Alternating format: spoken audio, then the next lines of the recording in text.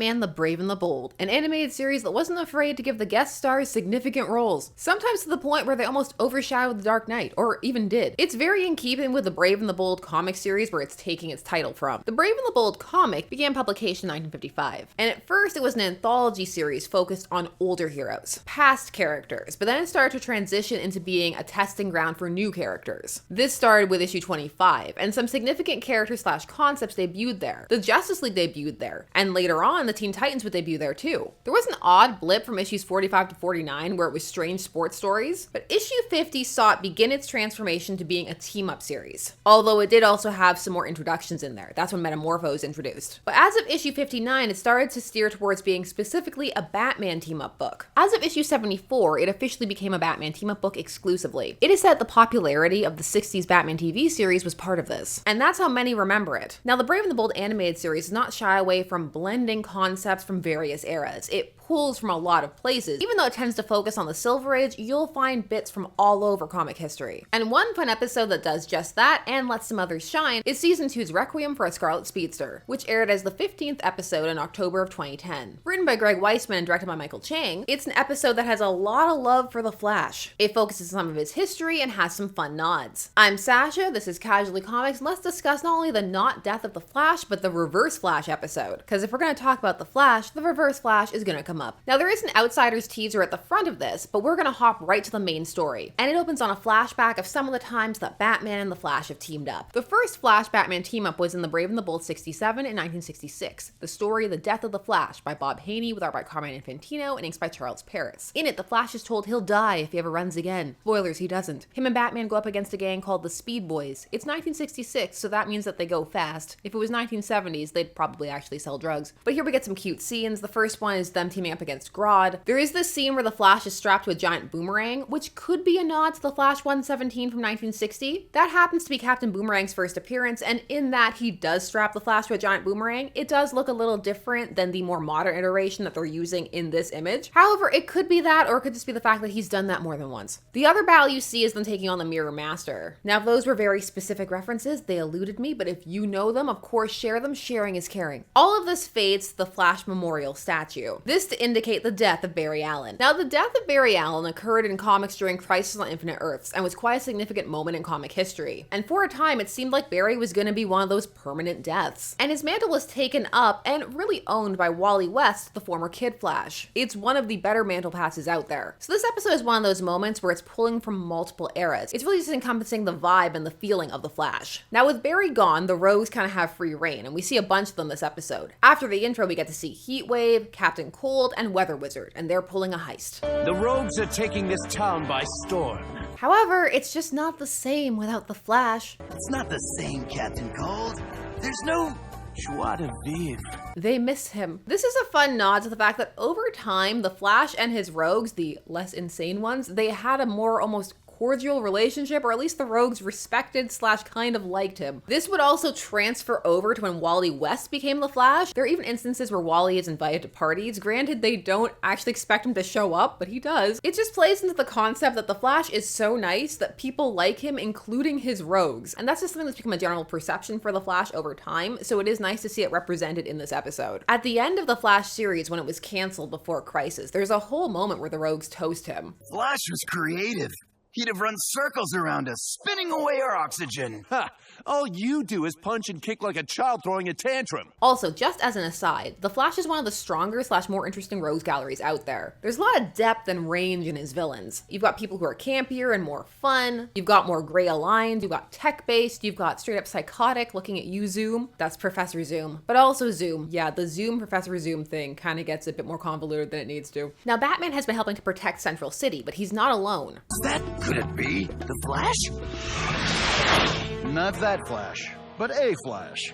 It's just Geezer Flash. Jay Garrick, the first Flash, and Wally West, still Kid Flash, are also helping. Now, the Flash also has a very strong family legacy element to it, and that's being represented here as well. While Jay Garrick, the first Flash, debuted in Flash Comics #1 in 1940, the character would survive the transition into the Silver Age. First in Showcase Presents #4 as a comic character that existed in Barry Allen's universe, created by Gardner Fox, who was one of his creators. But later, in Flash 123 in 1961, the Flash of Two Worlds, where Barry accidentally vibrates over to another Earth, Earth 2, there he learns that those characters are very real and that Gardner Fox was just tapping into this other world. And that way the adventures of these Golden Age characters could still be explored, and they were classified again as still having happened, most of them. Now, post-Crisis on Infinite Earths 1985, when things were reduced to one Earth for a time, it was then set up that the JSA, the Justice Society of America, were the first group of heroes to emerge, and then the Justice League would come after. So this created the idea that Barry was the second person to take on the mantle from the first Flash, creating that legacy element there. And as time would go on, him and Barry would be shown to have a very cordial and indeed almost familial relationship. Now, as for Kid Flash, he was introduced in the Flash 110, so very early in Barry Allen's tenure, because the Flash books actually start at 105. They don't start at number 1. They borrowed the numbering from a previous series, because the last issue of Flash Comics, which housed Jay's Flash stories, was 104 in 1949. That was a commonplace thing. Wally was introduced as Iris West's nephew, who got his powers the exact same way Barry did, and Barry took him under his wing, and at first Wally had an identical costume, it's a little mini version. The switch to yellow was a definite improvement.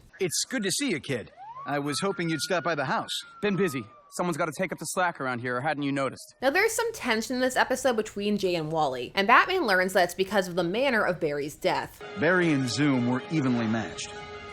So Barry called in Wally and myself to take Zoom down once and for all. Professor Zoom, aka the Reverse Flash, aka sometimes just Zoom, that part as mentioned gets confusing for people who came in on Hunter Zolomon Zoom, and then even more so because the two become friends. That's a video for another time. The point is, Eobard sometimes goes by Zoom because he wants to yell Professor Zoom out in the middle of a fight. It's too long. Now, the Reverse Flash debuted in the Flash 139 in 1963, and would become the Flash's arch nemesis, with a deeper and more brutal axe to grind against him than most other characters. And it starts early. From the first issue, it's said that he hates him, even though there's not really a reason given. So when he first starts out, he just wants to be a super criminal, and he also hates the Flash. It's given vaguely as the Flash represents good, and he represents the reverse, not the opposite, the reverse. The opposite Flash doesn't sound as good. Now, this episode is operating under his first Silver Age origin. Now, while the fanboy element that many are familiar with wouldn't be introduced for decades, he was always very obsessed with Barry.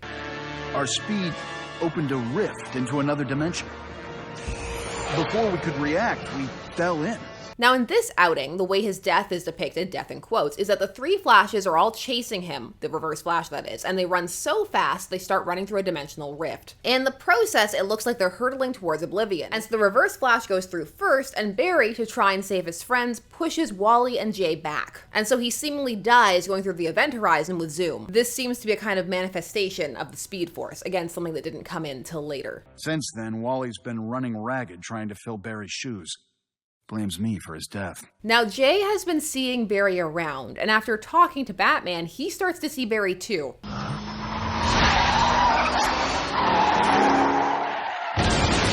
The eerie appearance that Barry has here, that gaunt, wasting away look, and the way that he's struggling to contact those around him outside their time is also something taken from Crisis on Infinite Earths. In that story, Barry was captured by the Anti-Monitor. This because of his ability to travel in between universes. At the time, it was said that he was one of the only characters who could do that willingly. Now, Barry escapes and does stop the part of the Anti-Monitor's plan that involved destroying the Earth, but he dies in the process, and as he's running, he appears to people, wasting away as he does so, as he tries to speak to them. It's quite chilling, and this episode does capture the unease of that quite well. However, Batman ain't afraid of no ghosts, and also doesn't think that Barry is one, so that helps. So he gathers Wally and Jay to him at the Flash Museum. The Flash Museum was introduced in the Flash 154 in 1965. It's introduced as something that's been open for months. It has gifts for the Flash, mementos from his adventures, and Barry Allen, while interested in it, is also kind of blasé about it, but he can't stop going. Barry Allen has hardly let a week go by without dropping by for a little look around. The people of Central City raised the money for the museum as a tribute to their famous fellow citizen, the Flash. Naturally, I get a kick out of coming here. By now, they must take me for one of Flash's most loyal fans. I would hope that Barry is also a fan of the Flash. Now, at the museum, it has things like the Flash's tagline, the fastest man alive. There's this race around the world poster. It looks very akin to some of the covers where Barry races Superman. Although, if one wanted to reach, it also bears some similarity to the two's placement, the two being Jay and Wally on the cover of Flash 123, Flash of Two Worlds, where the two first met. And that's an iconic cover that's that's also been copied or homaged several times. Now, they linger on some things in this museum for a bit, like they linger on a robot, and I alas did not recognize it. So if you did, please share. Maybe it's from a really cool issue and then we can do a video on it. The original boomerang is here in the museum. The Top's top is there. There are also several costumes littered throughout the scene. There's one that almost looks like the Psycho Pirates costume. So please, if you are eagle-eyed and can identify them, now is your time. It's the time for the no prize that was at Marvel, but it's the time for self-satisfaction. It's the time for all that Flash lore to pay off. What they're there for is the cosmic treadmill. And that debuted in The Flash 125 in 1961. And this was what he originally used to travel through time. Batman has been able to pinpoint Barry's energy to a moment in time. And so they all hop on the treadmill and head off to the future, which has been taken over by Zoom. And looks like reports of Zoom's death were slightly exaggerated. Now, in issue 139, where Barry met the Reverse Flash for the first time in his first appearance, it was because he had traveled to the future using the cosmic treadmill. Thawne already hated him. He's just the OG hater. Now, in this episode, he's become Lord Zoom. Welcome to Fortress Zoom. Zoom, how did you survive when Flash... Fell right into my trap? And he's captured Barry and placed him on a giant hamster wheel and is using his speed to power his forces. It's diabolical, very in character. I'm quaking in my bright red booties. John Wesley Shipp voices the Reverse Flash in this, which is very fun because he played the Flash in the short-lived and oft underrated Flash TV series of the 90s. That series really did try and deserves more props than it tends to get. He also played a hero before it was cool. Now, since then, he's done a lot of Flash things. He got to be Barry's dad. He got to be Jay Garrick. He got to be the 90s version of the Flash, all for the CW Flash series. However, that didn't start till 2014, so the Brave and the Bold paid tribute first. He gives Zoom this slightly unhinged cadence, which is fun and works for the character. I'll be able to move effortlessly through time and conquer any era.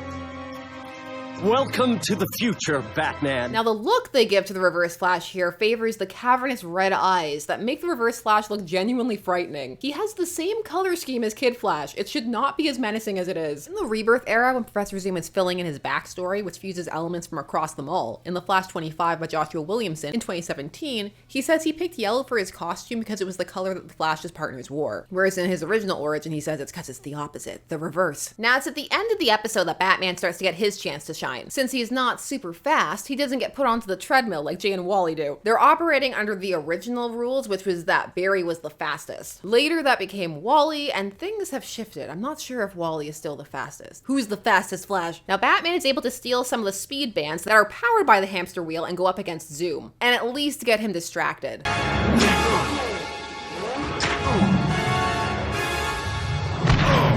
The three Flashes form a plan. They can't slow down, but they can run faster and hence open another rift. And so Wally and Jay get to absolve their guilt by pushing Barry through this time. And so it's the Flash versus the Reverse Flash. And the episode does do a good job of capturing that obsession that the Reverse Flash has with him. He just looks so happy when he says that they're gonna fight. What do you say? One last dance?